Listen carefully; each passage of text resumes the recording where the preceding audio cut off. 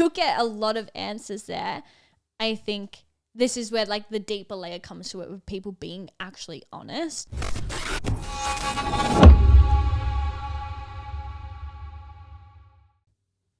Dear, Corey, thank you so much for coming onto the podcast. you kind of forced me on here. I kind of did. We were like sitting at home. Dia and Jesse have been staying with us. It's like Dia's partner. And I was like, let's do a podcast at 11. She was like, okay. I know your personality. And if I said no, you'd be like, why? Are you scared? And then I'd have to like do something. So I was like, okay, let's do it. You just preempted everything else and was like, let's dive into it. Yeah, for sure. No, that's cool. Well, I really wanted to like dive in and talk today on like quite a few things. It's interesting because it's like you do a lot of the similar stuff that like Set the Standard does, but for women and all the things that you do. Can you tell us a little bit about like what you do and why you love it so much? I was actually just thinking about this and I was like, I think I'm the female version of Corey.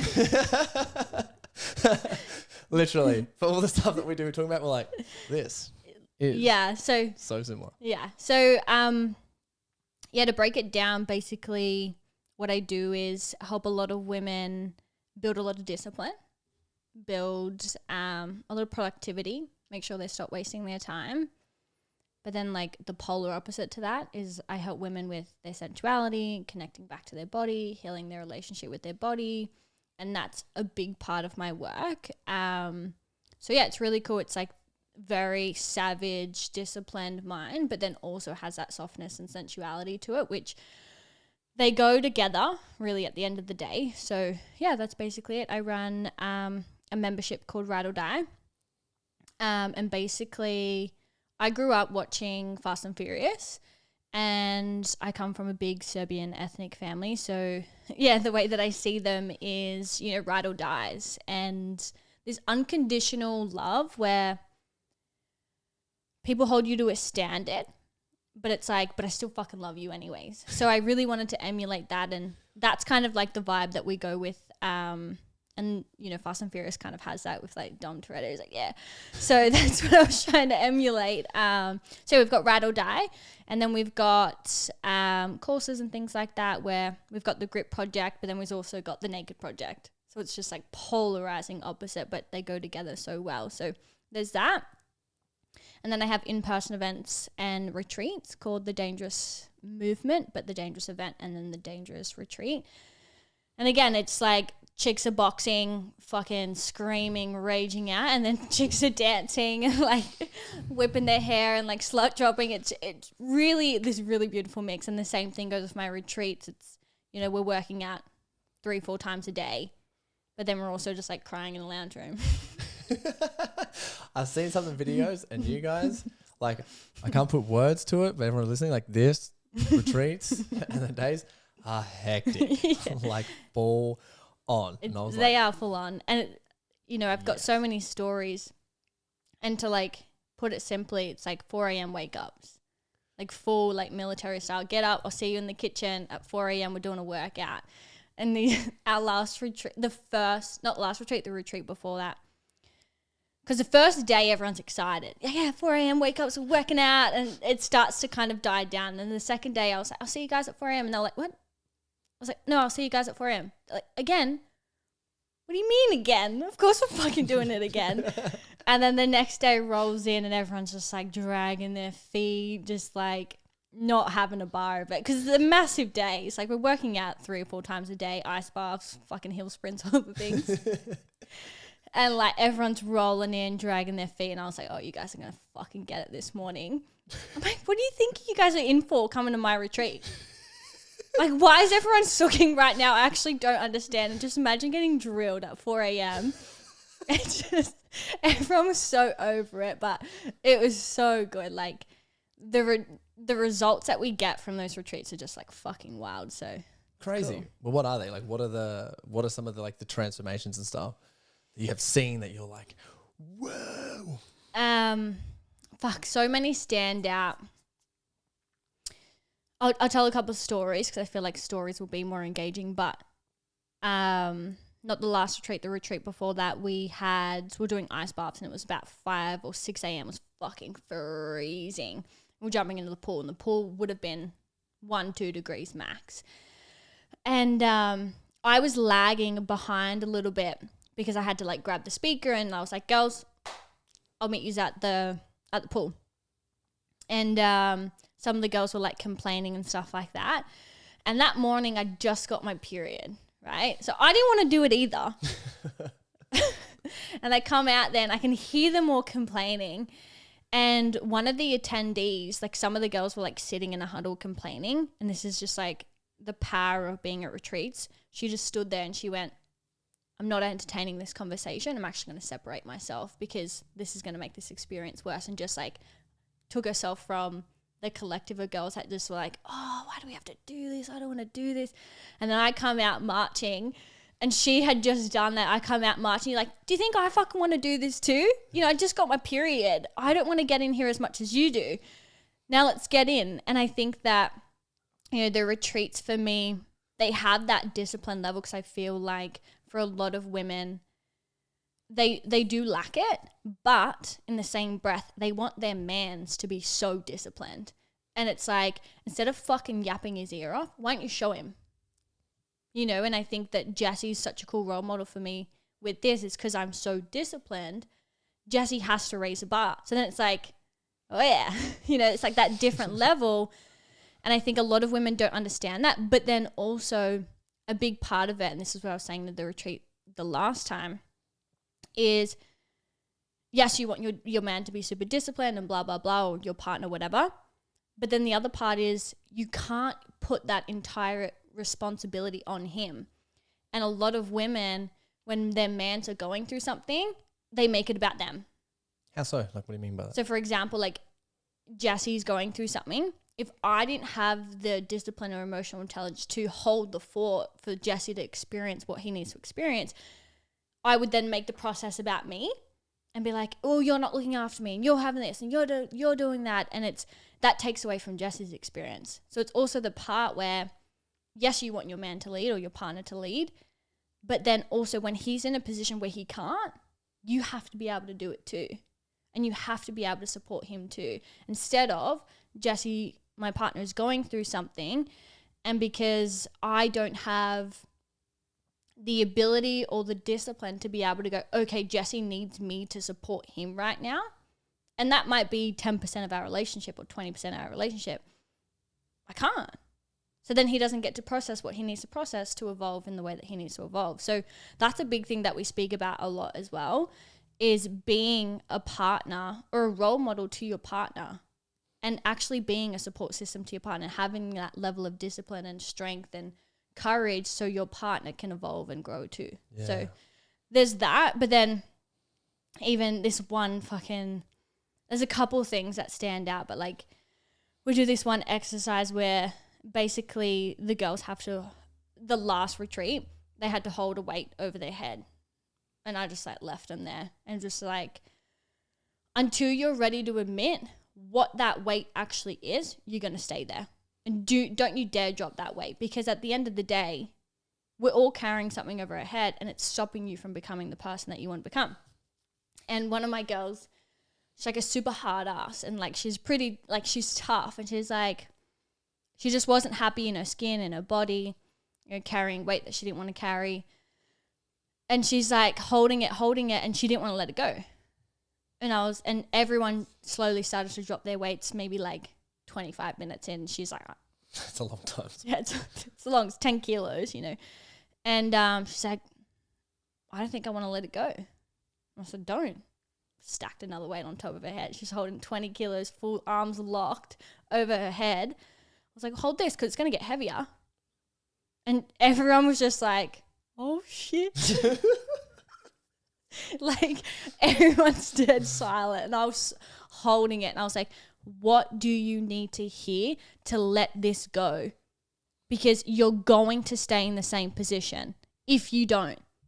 And this is going to get heavier and heavier. And I'm like in her face and it's raining and it's like this whole scene, it's this dramatic scene, right?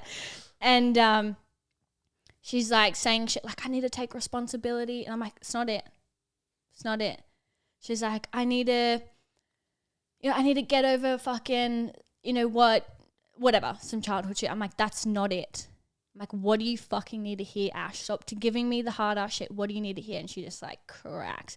Tears are coming down her face. She's like, I'm enough. Like, I'm worthy. And I was like, nice. Yes. You know, just like shit like that. I watch that video often. And, you know, we went through this one, like that retreat, like 3 people have got tattoos from. Just like fully never want to forget this experience in my life. So there's that. And, you know, we were on this massive property. It was huge. And I basically got him to go down the bottom. It was this hill and it was like that long. It would have been easily a K. Steep. And just like sprint to the bottom, sprint. Are you ready to let go? Sprint. And just like exhausting them, because it's like set your intention. Something that I love about running is when you make a decision to go for a run, you can do it. You know, it's like, I'm going to run 10K today. Okay, done. And it's like full body and you'll do it. But if you don't do that decision thing, it's so hard, right? So it's like make a fucking decision, set an intention and feel it. Because the thing is about personal development that I don't like, it's a bunch of words.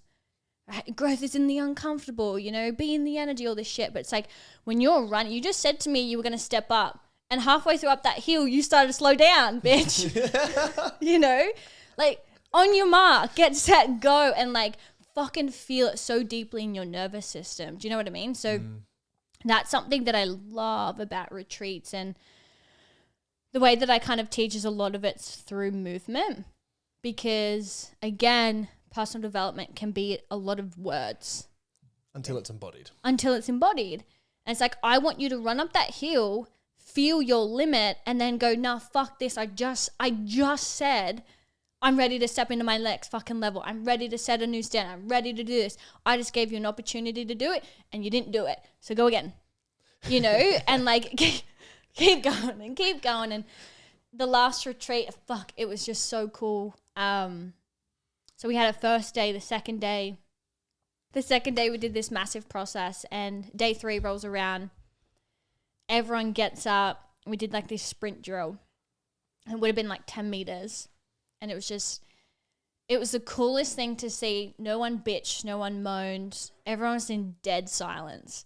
It was just like, go, sprint, go, sprint. It was just like tag team. They were just in lines of 2 just sprinting and like charging. And the really cool thing about it was, okay, that's how you be in a community. You shut the fuck up, you do as you're told, and you fucking level up for the people around you. Stop bitching, stop moaning, stop talking, do the thing. And it was like the coolest thing. And you know that moment, I know you would feel this as a coach, and just like, my work here is done.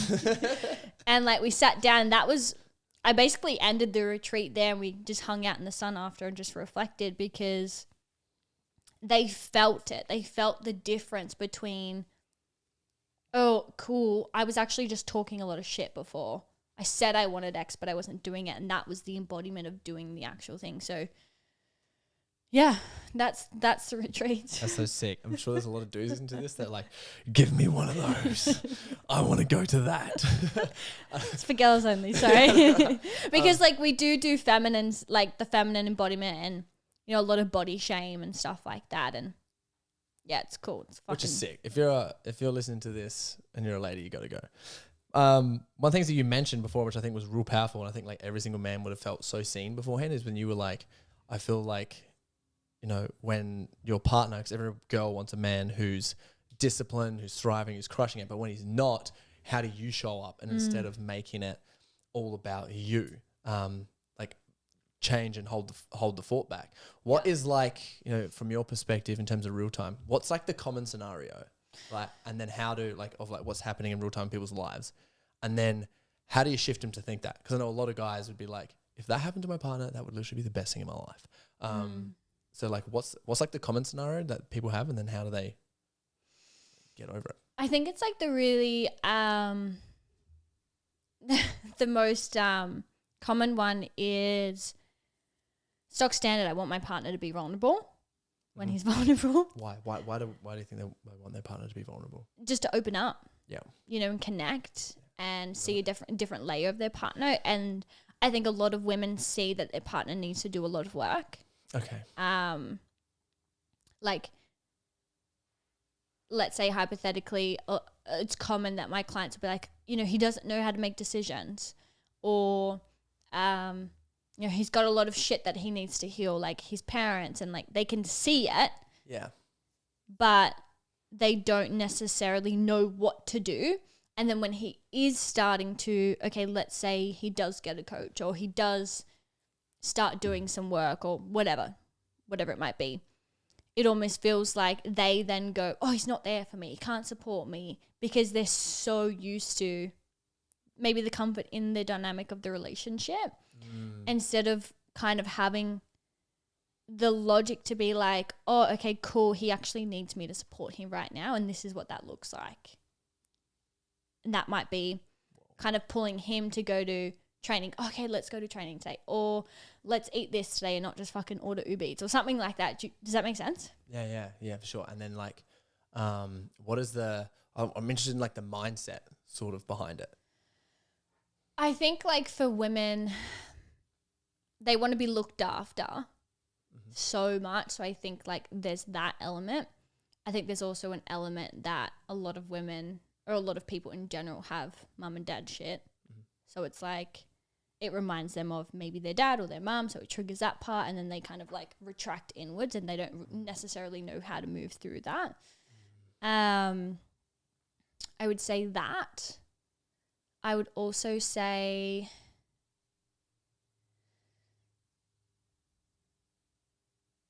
that like a lot of women, here's the thing, like one of my clients at the retreat, she was like, I'm so masculine and my partner's so feminine. And as she started to kind of open it up, I was like, baby, you're not masculine at all. I'm like, you don't know how to make a decision. You're fucking chaotic. You've got no structure. I'm like, you've got a wounded feminine and an unintegrated masculine. So I think there's also a lot of people uneducated on what's what, how to be the X, and all that kind of stuff as well. I think that plays into part. And once I started to flip her mind as well, you know, I said something to her like, when your partner does X, that's him in his masculine. She was like, you know, like she was so confused. And I think again, and this is kind of like going into a different conversation, but I think a lot of relationships, they don't have enough conversations about what turns me on and what turns me off. And it could be the simplest things. And, you know, a lot of women want their partners to do X, but they've never said it. Cool. I want to hear these things. So for example, like the turn-offs? Turn-offs would be like unable to make a decision. Sitting on the lounge and fucking scrolling. Like that, I hear all the time. All he does is scroll. Get home from work, scroll. What about in sex? Is there turn-offs in there? Yeah. I would say like, but that's the thing with women. Women are turned on with things outside of the bedroom. So, and this is the thing, a lot of men like, they want to do the sexual things in the bedroom. I'm like, you've missed it. I'm like, you sat at home, you know, so there's also that part. But I think like in the bedroom, not taking her needs into consideration, not even asking her what she wants. Little things like rushing, you know, and even like, again, being touchy, being feely, like outside of the bedroom, that's what's going to turn a woman on. But also in the same breath, a lot of women need to take responsibility. And this is a lot of the work that I do, is you need to take responsibility for feeling so turned off. Okay, lack of energy, maybe you're just not feeling it. So a lot of women are lying. A lot of women aren't telling the truth. A lot of women aren't, you know, stepping into their feminine sensual embodiment practices to make them feel turned on, because a lot of women need stimulus to feel turned on. They're not like men. They don't just go, I'm horny. Like that's not it. It's not happening. Give me 3.5 seconds. It's not happening. And I think that a lot of women need to take more responsibility for feeling more turned on. And an example that I use in the Naked Project is, this is more so to the women, but would you feel turned on when you look at your lifestyle? Okay, let's say, for example, you work 9 to 5, doesn't matter, whatever you do. Come home, sit on the lounge, scroll, you eat when the TV's on, you eat scrolling, then you go back to scrolling when you finish eating, you jump in the shower, you do a shit, doesn't matter, you go for you have your shower, put your jammies on, put the TV back on, Sleep. Like, where in that are you trying to activate? Because you have basically like an activation. You have a part in you that you need to activate in order to be feel turned on. You have basically, it's like an accelerator and a brake. Women's brakes are on. So the thing that I say to women is like, if you want to feel turned on and increase your sex life and feel more connected to your partner, you need to change your routine. No more eating with the TV on, because you need to tap into your 5 senses. Slow it down. So most girls in my space, that's it. You don't eat watching podcasts, music, TV, nothing. Done. That will change everything. Cook, no music. Nothing. Unless you want to put sensual music on. Even like shower embodiment practices, skincare, like slow down. Slow it down sometimes. And then you'll start to feel super turned on. But I think like in regards to turn-offs, it's men not supporting them in wanting to make a transition. Oh, can we pause on that one? How can men do that? From what? I think just like asking, how do you want me to support you in this? That's it. Like something Jessie does really well. You know, a lot of men are like solution orientated. You know, your missus says to you, you know, I want to improve my sex life. He's going to the sex store. That's not what she needs. He's like, I got all these solutions. Versus she actually needs, okay, how can I support you on that? What do you need from me? That's it. She will be like, I don't know. Or she might say, I need X. Beautiful. That's your work to do. And that's it. Don't do anything else. Just do that. Does that make sense? That's so easy for all you guys listening. There you go. Ask the question, how can I support you? That's it. That's it. And, you know, whenever it doesn't matter whether it's sex. It doesn't matter whether it's stress. It doesn't matter whether it's a friend or a parent has annoyed her. Don't go and solve the problem. Just ask her, how do you want me to solve this? Yeah. That's it. How do you want me to support you? Nice. And she might say, I don't know. I don't actually need you to do anything. I need to solve it myself, you know? Or she might say, can you organize X? And then if you have a woman who's like a massive chronic people pleaser and hates being a burden, ask her twice. Are you talking about yourself right now? Ask her twice. Ask me twice, please. Just be like, are you sure? Are you sure you don't need me to do anything? Because I think, like, again, I speak for myself and a lot of clients that I work with. So many women are afraid to ask for what they want. They're just scared. They're scared because childhood, adulthood, doesn't matter, whatever. Bad experiences. I think everyone is. Yeah, for sure. So I think, like, if she says nothing, just say, are you sure? Yeah, I feel that. I need to dig. I feel that in my experience, it's like real good to like ask, because I think for some guys, if they're holding on to resentment or bitterness or spite or something they're unhappy with, or they didn't get sex last night, whatever it is, and they know, oh, I have to ask for support. Something's going on. How can I support you? Oh, I don't need your support. Okay. And they'll just be like, sick. She said it. Now I can hold that against her. Yeah. Like it worked because you said that. For sure. When I think it's like, it's definitely a responsibility, and both just be like, are you sure? What can I do? Just reassuring you, I'm open at the moment. Let me know how I can support, because I genuinely want to. I think a little bit more dedication to that can like really let some of the walls down. Yeah. For sure. One of my mentors said to me once, like, if your heart wants to skip a beat, like that's what you need to say. Like if it makes you so nervous that your heart is like, that is exactly what you need to say out loud. Say that shit. Nice. Yeah. So I paused you on that one for what the guys can do. Yep. What's next? That's it. If you remember where we were. No, there was something else we were talking about before then. It was like the turn-offs. Yes. Turn-offs. I think phones, constant scrolling. I would say a massive turn-off is women feeling like their partner's mum. And that is not anyone's fault but a co-creation. I love that you said that with co-creation, because a lot of like I'd find this, I'm just like putting myself in the body of someone else. I'm like, if you're a dude, you just be like, oh my God. Like for men, it's like just like, stop acting like my fucking mom. Like for the love of God, stop it. Yeah. And the guy's like, you don't need to. And I hate it when you do. But then I get it from her point of view. She's like, I literally have to be For sure. your mum, or you're not gonna fucking do anything. So For sure.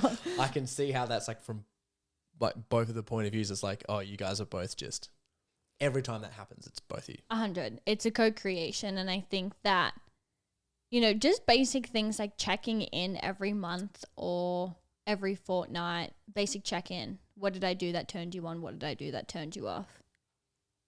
What are you doing that I like? What are you doing that I don't like? That's it, you know, and that's really it. And I think it needs to be much more complex than that. Like, you get a lot of answers there. I think this is where like the deeper layer comes to it, with people being actually honest is a whole different ball game. But turn-offs, women feeling like their mums, and that if I don't do X for him, he's actually not going to do it. He'll forget. He'll do this, you know. I think like it's a big turn off when men aren't disciplined for women. That's common that I hear. I'd like to know in like the things that you see, if women are talking about it, it's like, what are the things that they see in their partners that they find that are undisciplined? Because I like to put some articulation around this with guys. Scrolling. Because some guys will be like, I'm disciplined as hell. For sure. I would say scrolling, a big one. Not knowing when to turn off work, overworking, and like them feeling like they're the bottom of the barrel. I'm trying to think.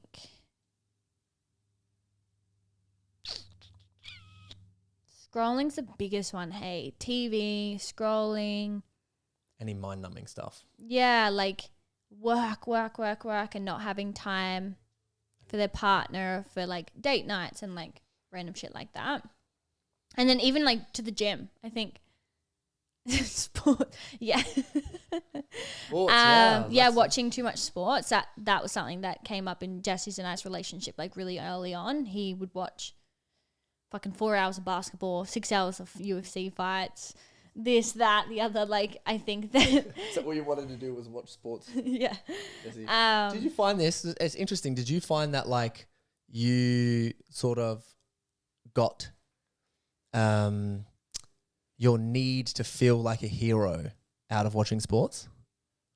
I don't think so. I get some juice out of this. Maybe fights. Maybe fights.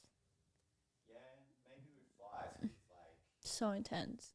It's fucking intense. It's like, well, yeah, even with like sports, it's like this is why I've never, well, I have in the past, but I've learned to let go of loving athletes because you get so committed to their life and then it hurts to see them lose. Interesting. Do you find that like, I don't know if like, do you find that one common? Like dudes who, yeah, They put so much love into that. Like so committed to knowing everything about this one person. athlete, a team. For sure. Because I see from like a woman's perspective, I think it's real powerful. I see from a woman's perspective, especially if they're like, for sure. well, I don't want to say over obsessed is the word, but they just love on their sports team, they love on their athlete. But then she's like, oh, What about me? but what about me? I get nothing. Like he wouldn't even know what I did today or something like that. Yeah. Yeah. Yeah. Sports is a big one for sure. Yeah, a lot of my clients, like I would say like the pub and stuff, but I haven't heard that in a really long time. Like a lot of my clients' partners, a lot of them are just like businessmen. Yeah. So a big one's work. Just work, scrolling. And then like wanting to fuck. And Yeah. she's like, absolutely not. Yeah. Yeah. So it's like. I just want to work, scroll, and fuck. Yeah. You know, they love their partners, but women need more intimacy. Way more intimacy. And that comes through dinners together, talking, touch, like acting like teenagers again. It's really cool. And just to like clarify again on this, because I just think this is really important on terms of, because I want to talk about this and then I'll move into like a bit of another topic. So clarifying on this point for women to take responsibility through the discipline so that they can get that. I want you just to clarify that again.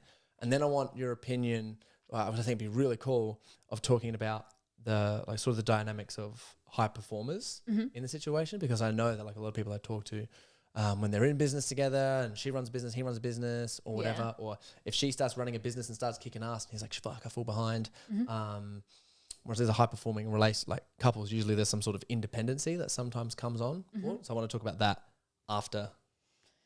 Yeah, so with women and what I kind of speak about a lot with my girls is taking responsibility for. So whilst their mans can do things that turns them off, they also need to take so much responsibility for they're probably mirroring the exact same behavior. It just looks different. What's the difference? Yeah, so for example, you know, he's watching UFC, but what's the difference between him watching UFC and you watching X, whatever it is, or scrolling, or overworking? Like, all it's the same pattern. They're both doing the same shit. So there's also that, and I think a lot of women need to take responsibility for that.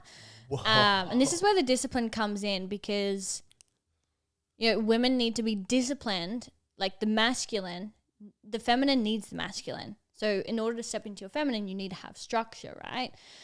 So something that I always say to my girls is like, this is why we need to build discipline. So you can do your practices. You're disciplined enough to do your practices that make you feel feminine, turned on, all those sorts of things. But if you don't have a strong base, yes, you're going to do your practice for like 3 weeks and it's going to be tapped out. And something that I learned really on, like, honestly, so early on in business was like, as soon as you finish work, you do an embodiment practice, because you need to get out of like, da, da, da, da, da. You know, in business, I'm more so in that masculine role. I'm leading my clients, I'm leading business meetings, blah, blah, blah, blah. So like on the drive to Jesse's, it's not another podcast, another fucking training, another this, another that. It's music that makes me feel turned on, so I can drop into my body and actually feel.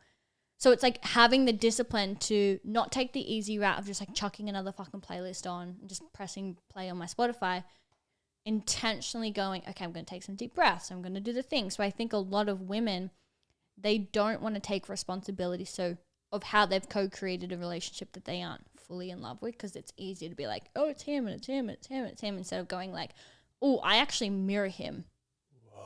You know, That blows my brain. And having that as well, I think it's having like some, I think some reverence around it. It's like sometimes like how I really like doing my skincare routine as a girl, and the guys like, I actually need to watch sports, and it's like, well, I'll watch a little bit of sports while you do your skincare routine, and then we can come back together when we're like regulated. For sure. And I think like things like for women, something that I always speak about is eating, driving, books, clothing, all these little things in their day that they could tweak and change to make them feel more sensual, sexual, feminine, whatever. Take notes, guys. But they don't do, right? They don't do. And I think that that's something that I really work on my women with. Because the thing is, when you're speaking about relationships, like, there's no fucking point me sitting there and going, well, your partner wants to scroll. Like, I can't coach him, I can coach you though. And if you do, and this is the thing, if you do better, if you go, instead of going to him, stop fucking scrolling and stop doing this and stop doing that, you do your embodiment practice. Hey, babe, I'm just going to go do a feminine embodiment practice. Hey, babe, you know, like, that's going to shift everything. Everything. As a guy. Because then he matches that. Do it for at least 4 weeks. Watch him start to change. Yeah. Watch him start to clean the fucking kitchen or, you know, do whatever. Yeah. And then watch your, like, sometimes, and this is the thing, I always say to people, just shut the fuck up. Stop talking and just start doing different. And do different. Girls, go do different. Don't talk to your mans about it and just let him watch you. Like, something that I learnt with Jesse in our relationship was like, you know, I started this journey a lot earlier than Jesse. And I was once that partner who was like, nah, you know, and like, he's like, you think you're better than me? And I was like, yeah, I do think I'm fucking better than you. Like, so like we had that dynamic where I started my journey a lot earlier and Jesse had a lot of resistance. And that's something that I see a lot, is like, a lot of men will say like, you think you're fucking better, but the girls contribute to it because they're like, yeah, I think I am. So I think that something that I learnt with Jesse is he's not an idiot, and he is watching and he is observing, and he can see that I'm changing, and he too shall come with me, or he might not, and that's perfect. But every single time he has, every single time. And I didn't have to say anything. And I think once I learned to shut the fuck up, honestly, stop looking at him as a distraction. And vice versa, I think like a lot of men would have this, like, my missus does this and my missus that. Shut up. Stop looking at your missus and stop looking at what she's not doing and what she is doing, and start looking in the mirror. And I think this is something what I say to my clients and girls at the retreat or whatever, whether it's, I don't care whether it's your man, your siblings, colleagues, staff, it doesn't matter.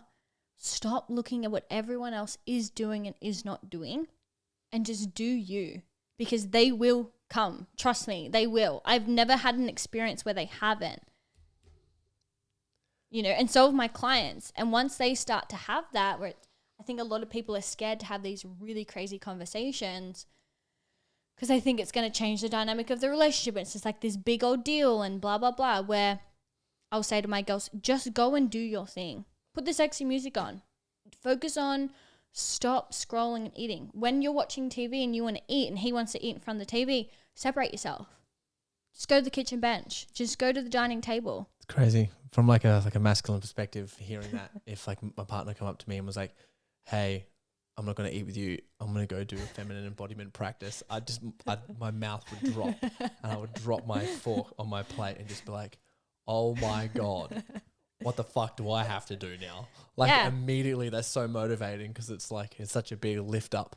And like imagine if she did that every day for 10 days straight. You'd be a different man. You'd start going for runs. Yeah, you'd be done.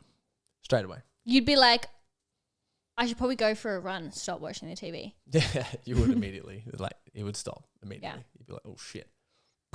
Yeah. Great way to lead in relationships. And that's the thing, that's what the retreats are about, is like, that's why I love, you know, the workouts and things like that, because it's like, stop talking, stop bickering, stop going like, da-da-da, and just start leading. And this is the thing where, even in my own journey, the more that I focused on myself, showing up better for myself, doing what I wanted to do, you know, integrating whatever I wanted to integrate, whatever, Jesse matched me every time. Did he shit his pants? Yeah, of course. And vice versa. You know, Jesse's the most disciplined like person when it comes to training that I know. Like, bloke trains 3 times a day, goes for a run, boxes, at least gets some boxing movements in, whether it's small, and then does some weights. Most days. And right? rehab. And rehab. Meticulously stretches every morning and afternoon. Do you know how, like, Jesse's never says, did you should train? Did you should do this? Did you? I just watch and go, I should probably stop scrolling and start stretching. It's the same thing. He doesn't have to be on my dick about it. He can just do it. And I'm not an idiot, and I will learn over time. And I think that's something that Jesse and I do really well. So sick. Is like, we will just mirror each other. And sometimes there might need to be a conversation, and sometimes there might not. And that's interesting. And I completely get that. And I get it with the conversation. It's like, oh, I actually have to talk about this. Other times, just do the thing. How does this and these skills then translate into business and your own personal growth? I think with business, I think for a woman in business,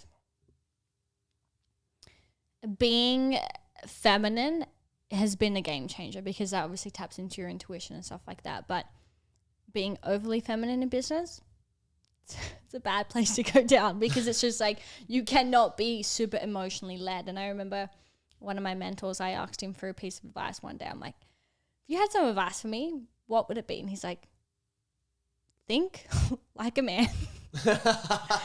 And like, whilst that can be, some people can take that in a really bad way, he's like, you are too emotional with the way that you think. And I was like, that is correct, you know. And it was actually a good piece of advice, because one of my other mentors told me, if your income is based on your emotional regulation or somebody else's, you're fucked. That's such a good way of putting it. And the reason why they said that to me, because as a personal trainer, if you don't have proper systems and stuff in place, your income is based off your client's mood that day. So if they don't show up because they've had a bad day or they've had a bad sleep, you're not getting paid. Like, is that how you want to run a business? That's not sustainable long term, nor is running a business based off your emotions. And I think that whilst it sounds pretty savage, there's so much truth to it, because that's how people burn out. They only lead their business from emotion, which means they either need to feel so good all the time, which is not realistic, and they burn out because they start to do all these different things or their business takes a hit. So Men do that heaps as well. yeah, Heaps. I think like, and this is where the discipline and the productivity comes into my business, and also the feminine embodiment stuff, because, you know, for you not to burn out, the thing that I believe about burnout in business, it's not the work, it's who you are outside of that work. So for example, I used to have this as a personal trainer. When I was personal training, I'm exhausted. And it's like people come into personal training and think training more is a problem. I was like, no, it's not. Trust me, you could train so much more and you would be fine. It's who are you outside when you're training? Are you scrolling? What are you eating? Are you hydrated? Are you moving? Are you connecting to your body? And the same goes in business, right? A lot of people want to increase their levels of productivity, so they do more, right? Yeah, great, cool. But there's also a threshold in doing more where you have to expand your capacity. So you need to do, like, this is the thing. To do more, you need to do more. When you do more, you're tired. Duh. Like, so then you got to do the preventative work. Okay, what am I doing? And this is the thing. I want you to play with the idea that, let's say hypothetically the work isn't making you tired, or the workload, or your team. Let's look outside. Oh, it's this. Oh, it's that. Oh, it's, okay, cool. Let's change that instead of not bringing down your workload, because a lot of people end up looping. They do more, can't sustain it, drop down, want to do more. So it's like, I have like this cycle that I kind of explain to people. It's like they get motivated by something. Oh, I want to do more. I want to be more productive. Yeah, fuck yeah. She just won online. I want to win too. And then when you start to do more, you maybe see how disorganized you are, see how much you can't handle pressure. You might see how you feel, your insecurities might resurface. And instead of looking at that and actually doing something about it, they cower and they pull back and they go, oh, it's the workload. Business is toxic. You know, making money is so toxic. And it's like, well, no, you were unable to face whatever just came up. So you cower, then you settle for about 3 or 4 months. Then you get over it because you're like, oh, fuck, I think I'm complacent.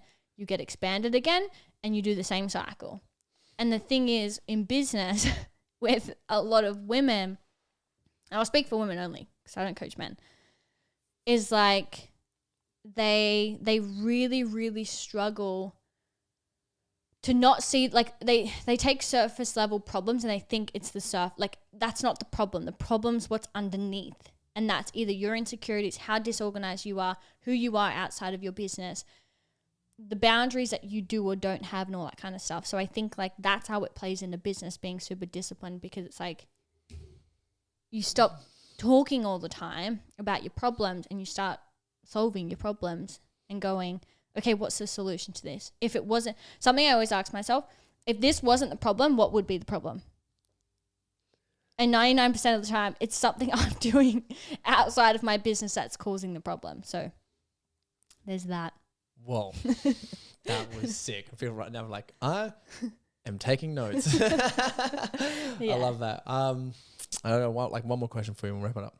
I'd like to know, just currently at the moment, what you sort of seeing, like with your clients or in business or in discipline or relationships, like whatever it is. Like, what is frustrating you most in the moment? What is like grinding your gears that you're just like, if I could just get into these people's heads and just what is that? I think I wouldn't say it's frustration, but I would say it's the inability to meet something or a part of yourself multiple times. So for example, a lot of people do self-development work. Like, now I'm organized, now I'm this, now I'm that. All right, perfect. Your next level, you're going to meet your disorganization, your overwhelm, your frustration, and this again and again and again and again and again and again. And it's like a lot of people, let's say, for example, you're someone whose your response is overwhelm. And it's like, yeah, I don't do that anymore and I'm doing so good. And then you experience it again. It's like people fall into victimhood so quickly of like, and they almost forget that, oh no, I've done this before. It's like, oh, I'm overwhelmed and this and that. It's like, no, you're meeting that part of you deeper again. And can that just be okay? Can it just be perfect and fine that you have to see this part? Like for me, one of my things is like, I do really well. And then I get like the ick on business. I don't know if anyone else has it. It's like everything needs to change. Like I see everything at once and it's like, I need to go now. Like I'm just have to do it now. Like it gives me the ick. I'm currently in that exact experience. So I can relate to you right now. I'm like, and I think, yeah. And it's just like, oh, I'm meeting that part in me again that, you know, whilst I'm so organized, it almost feels like, fuck, I'm so disorganized. But to somebody else, it'd be like, she's so organized. But to me, that's my thing. So I'm just meeting it again and I have to let that be okay. And I think something that, I wouldn't say it frustrates me, I just see it happening all the time, whether it be clients or students or whatever. They meet a part of themselves again. Maybe it's their not good enoughness. Maybe it's their unworthiness. Maybe it's their fear of not belonging. Again, and they just refuse to see it. Oh, it has to be like out of alignment. No, you're just meeting a wound again. Yeah. You know. But I just went through this. Yeah. I just did it. We do it Literally again. last week. Yeah. Reps, bitches. Yeah. I think that, and also I had this conversation with an interviewee the other day on my membership. Something that irks me and something that we spoke about this weekend was I think we live in a very self-centered society and everything's about me and how I feel. And I think what I would say irks me a little bit is how people are so unwilling to, like, say, for example, if I'm not in the mood, it's like, yeah, but also my team's relying on me. So it doesn't really matter if you're in the mood or not. Shut the fuck up and just do the thing. I think like a lot of people don't understand consequences, and there are consequences to your actions, and it's actually not all about you all the time. And that might be in a relationship, or that might be in family dynamics, or in your team, or whether it's working out. Like, for example, going to the gym, it's not just about you. Like, it's about if you're a mum or a dad, or you've got kids or a partner, or, you know, you're leading a team or whatever. Like, it's about them too. And I think that I grew up playing a lot of soccer where it was like, if you don't go to training, you're benched. And your teammates will suffer. Not you, because you'll be sitting on the bench. Your teammates will suffer. And like, you just have to go to training. And I think I grew up in a household where we operated as a team. I shared a room with my brother till I was 16 and he was 18. A bunk bed. A bunk bed till I was 16. I'll never forget, one day I said to my brother, I'm like, Daniel, why don't you have any girls over? He's like, I share a room with my sister and I have a bunk bed. I'm not bringing any girl here ever. I was like, oh yeah, true. I have my license and a car. That's it. Yeah, literally. So I think I grew up in a household, and my mum still fucking drills me with it today, and it has its pros and cons, but she'll say to me, like, it's not all about you. It's not Tia's world. And it's true to a certain degree, where it's not all about me. My team, it's not all about me. It's like, if my team are having a bad day and I'm having a bad day, whose responsibility is it? It's mine. Like, it's not all about me. It's about my team and my clients and things like that. And even sometimes when I carry on getting into the ice bath, I always think to myself, fuck, if my clients were watching, I'd just get in. So get in, you know, and I love that. I love the pressure of that and being a role model to so many people in that realm, because it's not all about me. So if you had to give the listeners a challenge from like roughly what you just said, you give them one challenge that they could, like, they listen to this and they're like, all right, cool, I'm going to go do this now. What would the challenge be? Fuck, I love a challenge. What's something that I give my clients?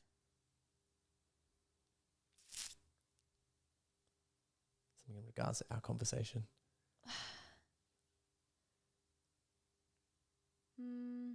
Let me give you guys like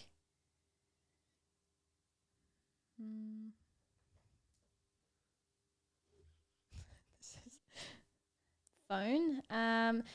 Something I give to my clients, like, I know a lot of entrepreneurs will listen to this, so it might be irrelevant, but like, delete Netflix, delete social media. If you can delete Netflix, delete it. Or every streaming app, delete it. If you don't have a business and you have social media, delete. Like if you don't, if you do have a business, set some really strict boundaries. Like something I'll say to my clients, like before 9 a.m. you can use it, and after 9 p.m. you can use it, but during the middle of the day, delete the app. Like fully delete it. Not because you want to do this forever, but I just want you to see and bring awareness to how much time you do waste in your day. Because yes, we need to learn to live with these apps, just like we need to learn to live with junk food in the house or whatever. But it's the awareness. Like sometimes you need to be so sick of your own shit and you need to see it. So for a month, try it. And if you don't want to do that because you're a little bitch. I love that you heard it there, guys. If you don't want to do that, try. I did this thing with my clients, like a 20,000 step challenge for 10 days straight, and almost acted as if it was a 75 hard challenge. Like you have to do 25 steps every day for 10 days straight. Yep. And if you don't, you have to go back to day 1. 5K steps, yeah. And what it taught them was how much actual time they have in their day when they make time for it, and how much time that they do waste. So if you don't want to do the Netflix thing, do 25,000 steps a day for 10 days straight. Yeah, I love that. I like both of them, especially with the like Netflix one, like deleting social media even throughout the day. It's like, yeah, delete it, reinstall it back at night time. Like go through the inconvenience like of reinstalling it. And you'll be able to see throughout the day because like, I notice when your subconscious takes over, like you just walk. How many times you click the app? And you're like, why the fuck am I looking in the fridge for my food? Yeah. And you just find yourself like, I am on the app and I So was much. not in control of my body. For sure. I went to click it where it used to be and it's not. I commonly, in terms of like just a little hack, like after everyone's done the challenge, I like move all my stuff around. For sure, I do that often too. Yeah. Like I'm like, okay, I need like a full reschedule, putting that there, make it more inconvenient or convenient depending on what's that. Like I do a bit of a scramble, then I notice myself go to click things. I'm like, haha, sucker, not catching me Even today. like it's little pockets of time. Like when I've done this challenge, it's like before you get out of the car, when you're in the line of something, like why did I just go to click the app? Good the. You know, that's like a little 10-minute period of my day that I could have gotten back. And just be more present, For sure. regulating energy, doing all the good stuff. For I sure. love it. Well, thank you so much for coming on the podcast. Where can people go to find you? Because I know guys are probably like, quick, where can I go send my wife? But also get into the stuff. So like, where can people find you, follow you, and find everything that you've got available? Diana Dukic on Instagram. So DIJANADJUKICC__. So that's my personal accounts. And then they can find the retreats at The Dangerous Movement. Sweet. I think just Google that. On Instagram. On Instagram, Dangerous Movement on Instagram. Yeah. Thank you, Dia, for coming to the podcast. That was sick. Thanks for having me, guys.